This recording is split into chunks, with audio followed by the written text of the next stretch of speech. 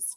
Next up, in the final of this segment on API design and API styles, we have Chris come into the stage to talk about the language of HTTP for a better data experience. And now, Chris, while you share your screen or you share your slides, I just wanted to ask, what is your favorite part about HTTP?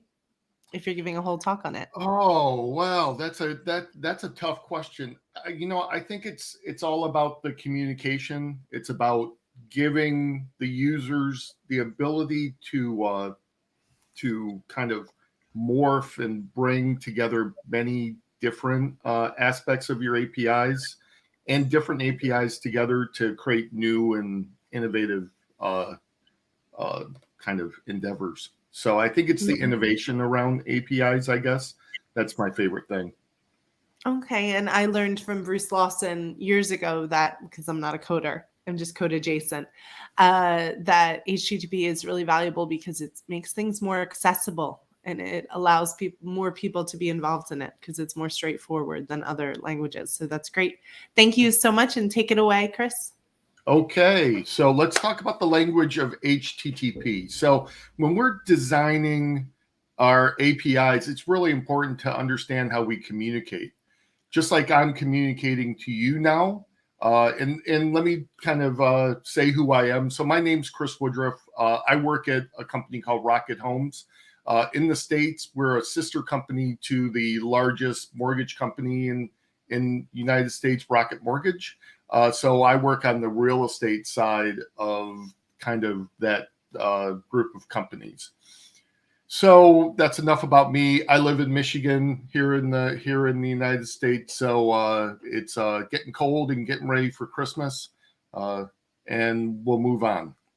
So how do we talk in HTTP? So, it's really important when, like I said, when you're designing your APIs, to figure out the communication, how you're going to speak, not only how you're going to get spoken to from the consumers of your APIs, but how you're going to communicate back to them. And I always sit down, and it's really important to me, and this is a major step when I do design my APIs, that I take a look at the communication side. And we'll talk about that in this talk. So as things we need to know, we all know that we have a client role, we have a server role. The client sends a request, and we get a response back from the server. So it is a form of communication. I ask you a question, you reply with some kind of response. And it looks like a sentence. So when I started seeing REST and APIs, I really saw a sentence in my head. And when we're all little kids, we learn how to build a sentence, and we all have subjects, the noun of a sentence, and we all have verbs. We learn our verbs no matter what language we speak in, if we speak in English or French. But that verb works on the subject.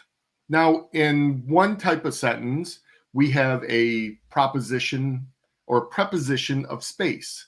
So it talks about what the verb is doing to the subject at a particular place. And that is a form of a sentence. And an example of that sentence is, she wrote a message on the blackboard.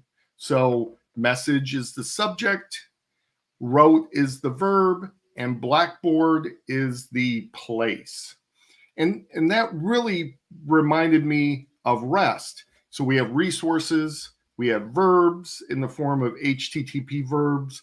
The verb impacts the resource when we do the HTTP request, and you need to know the URL for that. So in a way, when you do a REST call, when you call a REST API, you're kind of sending over a simple sentence to the API to tell it something. You're communicating with it.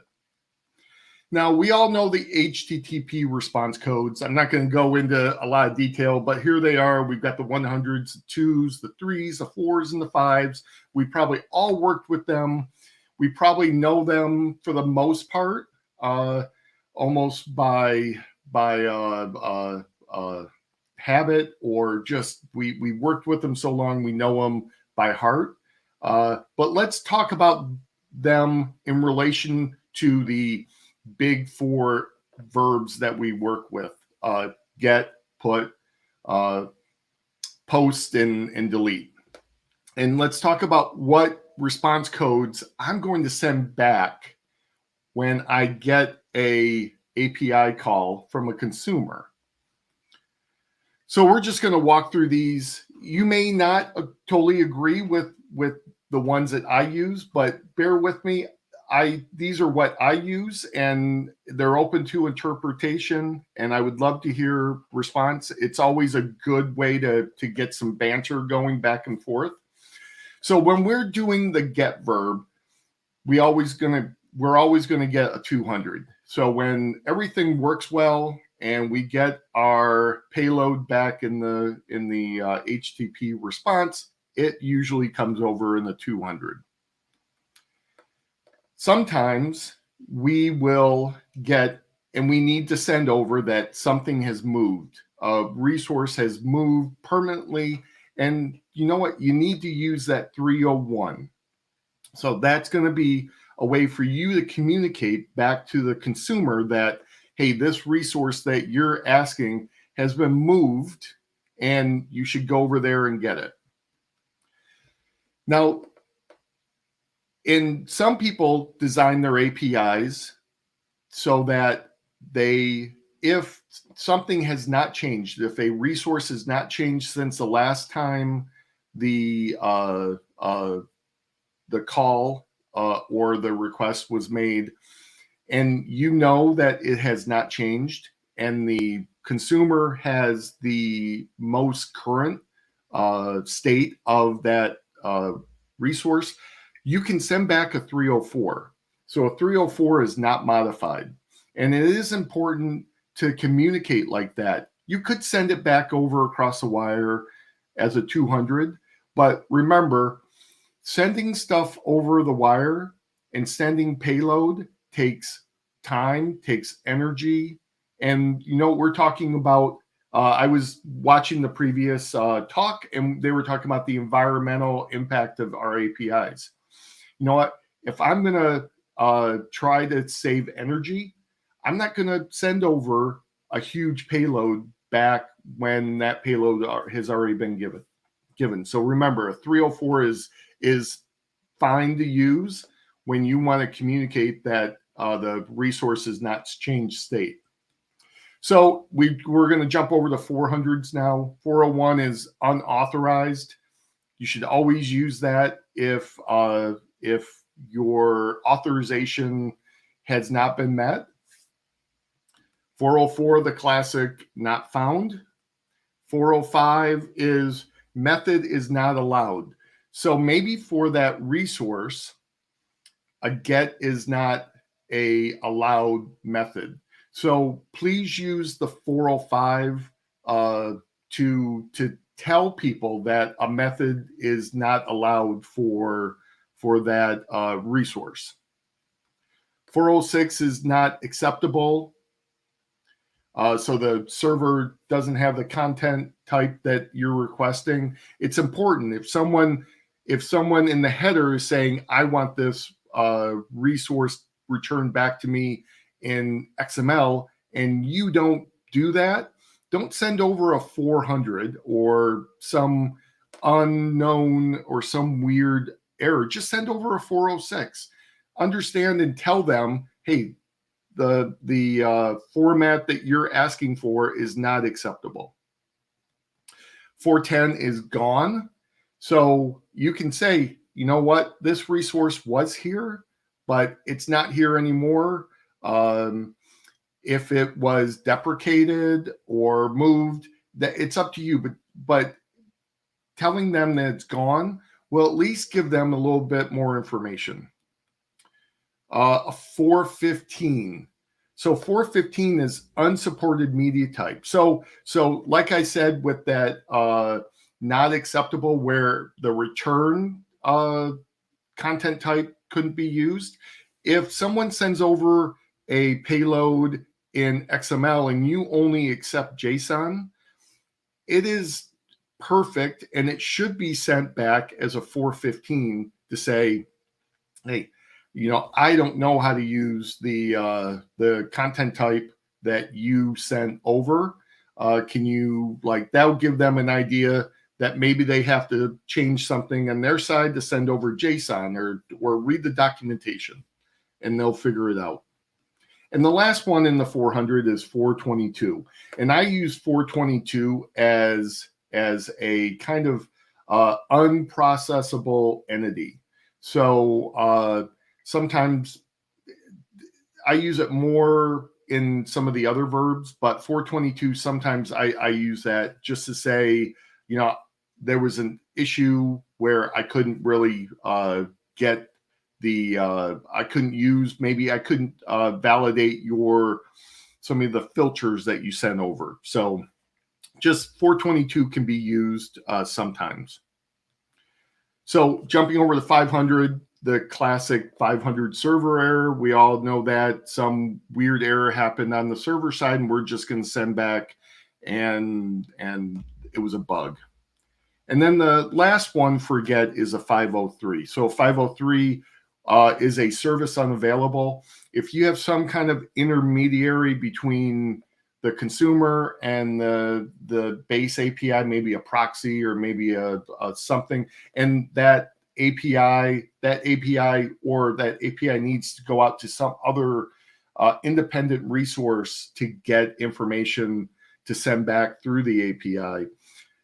It shouldn't be a 500, it should be a 503, saying, you know what, I'm having trouble getting the resource from someplace else. Try again later. So post is when we're going to send over and create new resources. So let's talk about the response codes with that and how we communicate. So again, 200.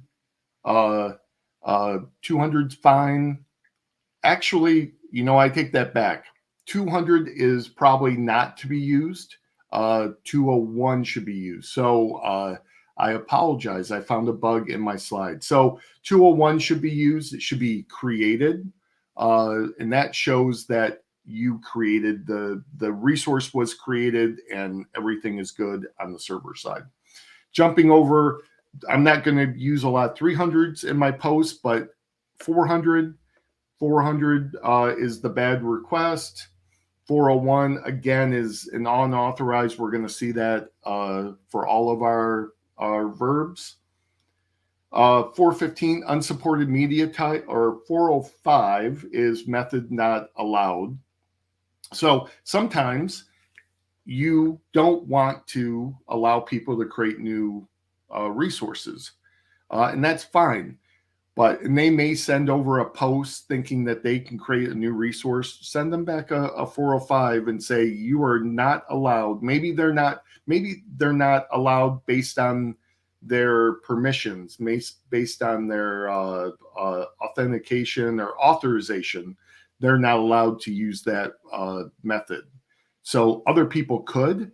So maybe a admin or a super user can create resources, but a normal level permission person can't. So it's okay to send back a 405. 415 is unsupported media type.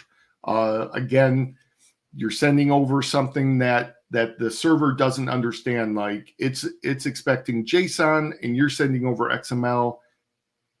Basically send back that message. And then 500 is a server error, common. And then 503, again, we're going to see this 500 and 503 over and over again. I'm going to stress, tell the difference between those two. So puts. Puts is probably the one verb that has the most responses, because we really want to communicate back these updates and these change when we're changing the state of our resource. So 200, normal, everything went okay. 204, we can send back a 204 also. I sometimes, if I use a 204, I'm not going to use a 200. So know the difference between 200 and 204. 204 just says everything was okay, but there is no content in the return response payload. So know that, and you can use either one. 400, again, pretty common, bad request. 401, unauthorized. So again, you want to communicate back when the consumer doesn't have the right to that resource with that verb. 404, pretty common, not found. It's not found to be updated or to have its state changed.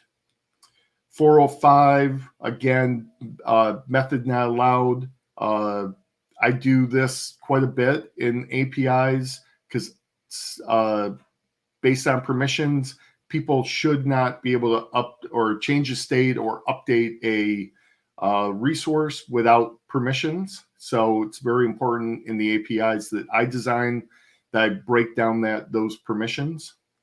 409, so this is a new one.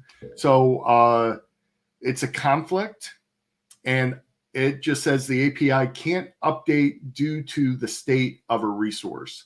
And sometimes a resource is in a state where it can't be updated based on some kind of factor. And so it is okay to say that the resource cannot be updated at this time. Give back some kind of message in there, and so the consumer knows why the conflict happened. 412 is a precondition failed. Resources changed since the last read. I don't use this as much, but just know that you can use a 412 if you need to. 415, again, unsupported media type. If they send over some strange format that the API doesn't understand, it's great.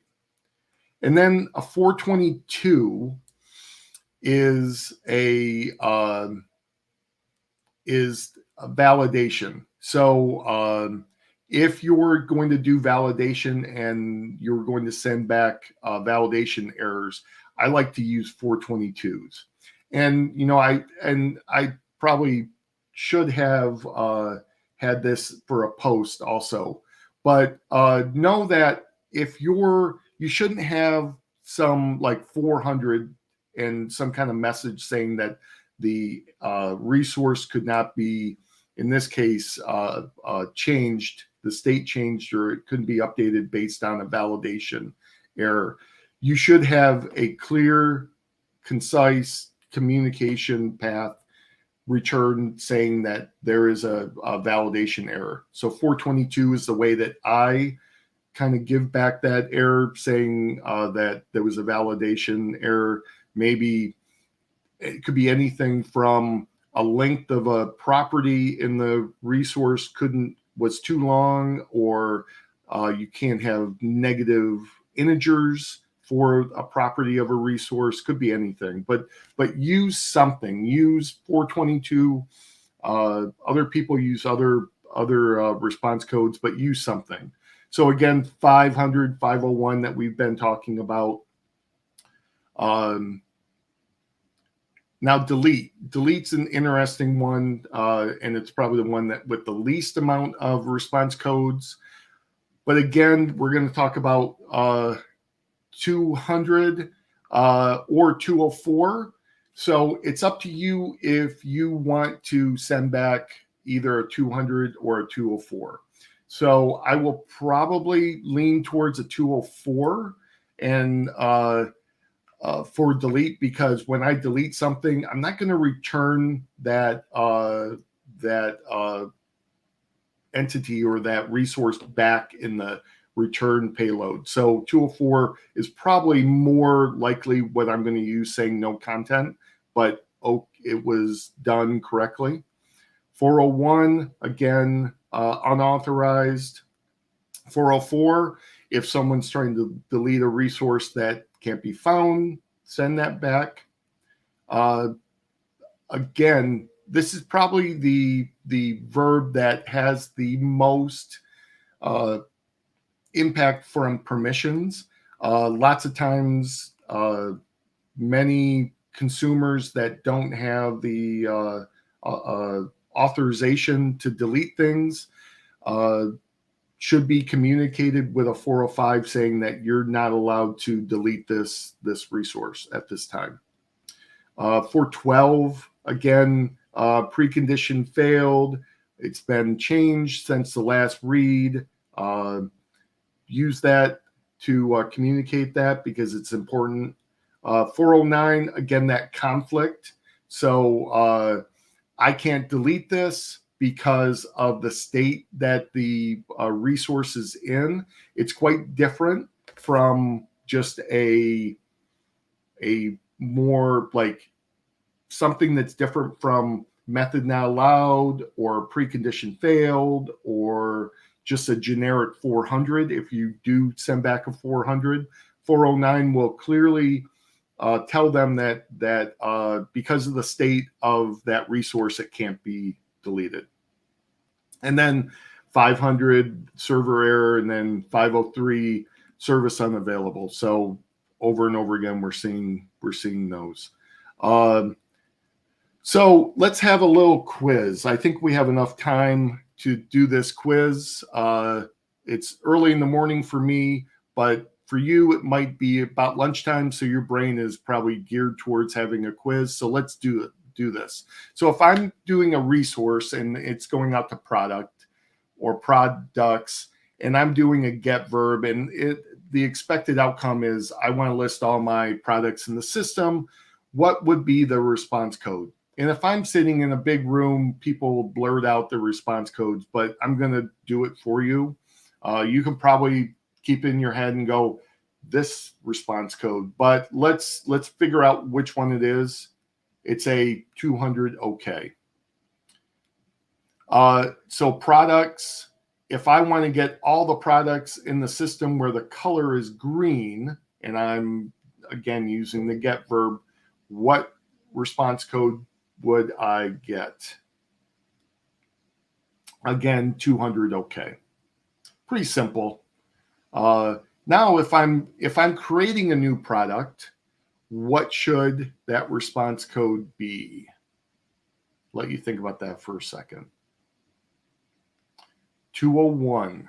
So send back a 201. Send back that was created. A 201, I will not, I will put the product back in because usually that product will have a new ID or new unique identifier that needs to be saved on the consumer side. So you will say 201 created, and they will get back the resource in the return payload. If I'm going to get a specific product, so a product with an ID of 81, I'm going to get 200 OK. If I'm going to try to get, oh, this one's good. So what happens if I'm going to get a product that doesn't exist in the system? So I'm going to send over an 881 ID. What should be there? 404 not found. So if I'm going to do a put, so I'm going to update the state of a product with the ID of 81, what response code should I use to communicate? 204, no content. Now, some people will send, say, 200 and send back the resource back to the consumer. I find that I don't want to do that. The consumer already has that resource. For me, a 204, just to say, hey, everything went well. I am not returning the resource back to you. it makes things, again, smaller payload will lessen, hopefully it will have less latency in the wire. It also possibly will save on energy. So we're looking at using less energy and making our APIs a little more environmentally nicer. So use a 204. Send back the smallest payload, the smallest envelope that you can from your APIs. So if I'm going to update that product again, so say 2 seconds later, I'm going to try to update that, what response code should I use? A 304. So 304 just says, hey, you know what? I just sent you this. Now, in a stateless API environment, maybe the server doesn't know that it just was pinged and given that. But sometimes, if you do know, and that and you know that I just got a put 2 seconds ago, I just got another one. Nothing has changed with this resource. I'm going to communicate back 304 that this resource has not been changed since the last time it was updated. So it's okay if you want to design your APIs to have some intelligence and some needed communication. Because the 304 just says, you know what? You tried to update this resource, the state of it. You don't need to. It hasn't been modified. And the last one is a delete. So if I'm going to delete a product, I send back a 204, no content. So at this point, I'm going to wrap up. I'm done. So if we have any questions, okay, Jennifer? That was great, Chris. No, you've had very active audience participation in the chat. So go in there and see if maybe some of them want to argue with some of your answers, but we'll continue the conversation in there, and y'all can take a break, have a moment of mindfulness. Don't forget, you can always take us for a walk. You can just listen to the conversations if you don't want to participate in the chat, if you're not live streaming, of course. Or you can check out the networking and our expo in the Partners Village. So thank you so much, Chris, and I'll check y'all back after the break. Thanks. Bye. Thanks, Jennifer. Bye, everyone.